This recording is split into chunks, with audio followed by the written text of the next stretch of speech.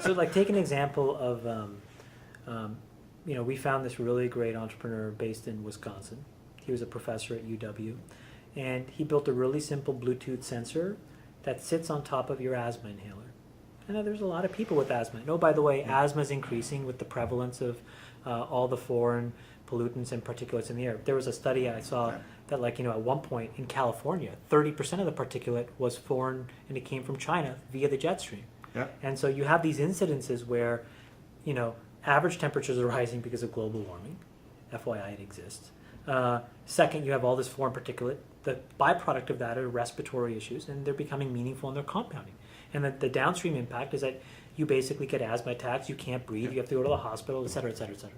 So he said something very simple, which is, well, why don't I just find a way to identify and collect this thing, and I can interpret it for you, and I can solve your problem. So how does he do that? Simple Bluetooth cap that sits on top of your asthma inhaler. It works on all of them. He's also launching a product that covers your Advair too, which is like the round one versus the more traditional pump. And it works for people asthmatics, and we have a product that's coming out for COPD.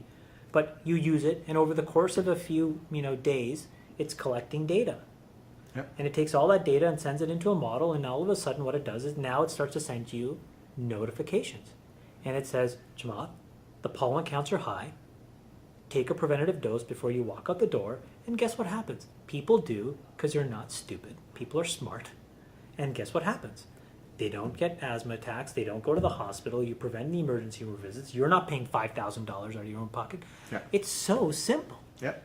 You We know? have a whole book, a chapter in our book on what it's doing for healthcare, the sensors and wearable computers and machine learning and all this stuff. It's just so powerful. Yeah.